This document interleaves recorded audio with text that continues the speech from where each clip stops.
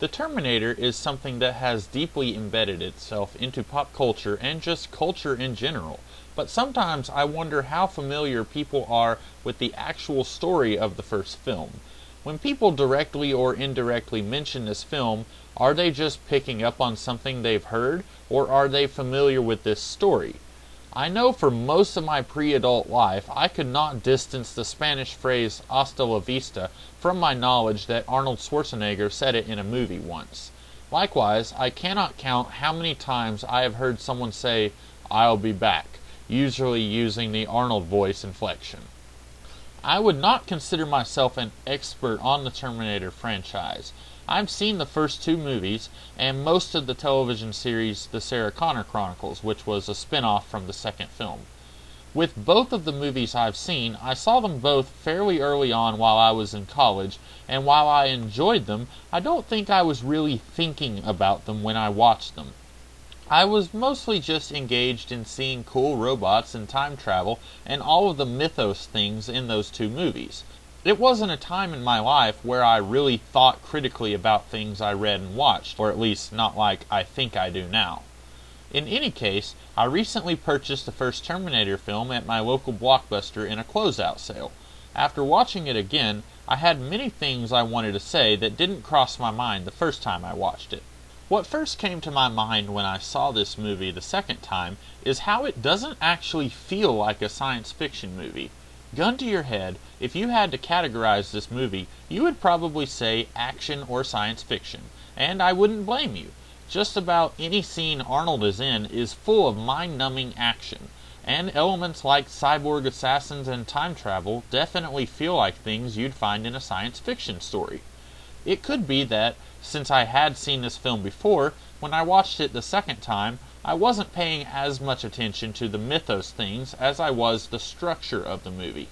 This movie is structured like a slasher film, if you think about it, and for those who may not be familiar with my weird lingo, a slasher film is a movie that involves some kind of force in the shape of a human going after a person or people, usually leaving one person alive standing. These are often seen as horror movies because, depending on the way it is delivered, it can be very scary. Movies like Halloween, Friday the 13th, and A Nightmare on Elm Street fit into these categories. The force that is doing the slashing is usually very nearly unkillable, which is why I don't describe this force as a human being, as in some cases it is really just a supernatural monster in the shape of a human being. In all of these examples I've mentioned, the movie usually ends with the monster, for lack of a better word, getting destroyed, but then there is always a sequel where the monster comes back, maybe in a goofy contrived way, or maybe in a believable scary way. All of this comes back to the Terminator. You may say that this film is a science fiction film, but let's describe the plot of the movie. It's about a superhuman monster in the form of a robot from the future who is killing women with the same name in hopes of killing one particular woman. And like Halloween or Friday the 13th, the monster almost succeeds, killing all of the women, leaving one standing. In a given slasher film, she's your protagonist, or at least she should be. And in this movie, she's Sarah Connor. Sarah Connor is quite a bit like Laurie Strode or Alice Hardy. While those movies are actually about teenagers who are still in high school, I get the feeling that this movie is trying to make us feel like Sarah Connor is older. Linda Hamilton was 28 when she was filming for this movie, but later stories seem to indicate that the character of Sarah Connor was actually 18 or 19 during the events of this movie. Either way, whether she's 18 or 28, she's basically your normal girl. She's waitressing to make some money, but you get the feeling that she doesn't want to do this for the rest of her life. Who would? Now, one thing I wish we could have gotten in this movie is a sense of who Sarah Connor wants to be when she grows up. If she doesn't want to be a waitress for the rest of her life, what does she want to do? This movie seems to be all about finding out that you have a specific future that you didn't necessarily plan for, and adapting for that future. In the case of this movie, a resistance fighter from the future comes to the year 1984 to tell Sarah that she's being targeted because her unborn son will become crucial in the fight against the machines in the future. And so Sarah's character arc consists of her going from a somewhat shallow but still likable valley girl of sorts to being the mother of the Messiah. how do you prepare for that kind of thing? Unfortunately, we don't get to see much of the character work in this movie. Those of you who would have qualified this as an action film definitely are right. This movie puts an emphasis on an unstoppable Arnold chasing Sarah and Kyle Reese, and while that is very on the edge of your seat exciting, it is disappointing when I don't know much about Sarah at all, and over the course of this movie I don't get to see much about her. I would have liked to have known what she has planned for herself for after she quits being a waitress. If we have some kind of idea of what she wants to do with her life, and some kind of idea about how passionate she is about it, then it will be all the more impressive when we see that she is giving that up in exchange for the idea of her son being the leader of the future. Still, we don't really get to see any of that, which is definitely problematic. In fact, after the Terminator is destroyed, any change or growth in Sarah as a character happens off-screen, as the movie jumps forward a month or two, where Sarah is in Mexico and is recording messages for her son to hear when he's older. I enjoy the heck out of this movie, but maybe it would have been nice to actually see Sarah go from point A, vapid waitress, to point B, mother of the future, instead of skipping all of that. It's unfortunate that director James Cameron chose to take this direction in not exploring the character. In fact, he seems to prefer doing this, as we see that he skips another 10 years in Terminator 2 instead of taking another opportunity to explore the character of Sarah Connor again.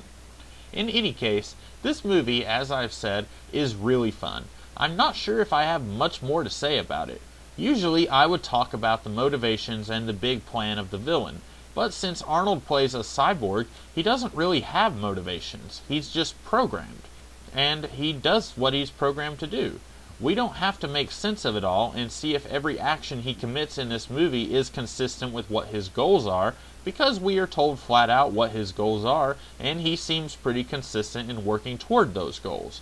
I do find it strange that Kyle Reese seems so willing to explain to the police psychiatrist everything about his mission and the end of the world. If the machines in the future have made it their goal to change the past, then it seems like the humans sending other humans to the past are working toward the goal of maintaining as much of the past as possible. That's why they are sending Kyle Reese to protect Sarah Connor. They are protecting the past from damage, in other words. And I know that Kyle Reese touching groins with Sarah is antithetical to that goal, but that also has to happen for this movie to have its own little Twilight Zone ending. And I guess Kyle got caught up in the heat of the moment, showed in his eyes. But why does Kyle think it's okay to tell the police everything about how the world ends? I guess maybe he wants them to let him help Sarah, but that clearly isn't working, and yet he keeps giving them all kinds of information during the interrogation. And it's not really for the purposes of delivering exposition to the audience, as Kyle has already told Sarah everything he tells the police except for the part about how time travel seems to be pro-nudity. It's just weird to me how Kyle seems so eager to tell the police everything, when later interpretations of the Terminator mythology would present the resistance fighters as being more better to withhold interrogation, I guess. Other than this, I don't really know what else to say about the film. It's a lot of fun, and it is a movie that can get you thinking. It's fun to try and discuss the implications of time travel in this movie and in the later movies. And for something that is basically a dumb action film in the form of a slasher film, that's pretty impressive. I know anyone watching this has probably already seen this movie, but if you haven't, do yourself a favor and go watch it now.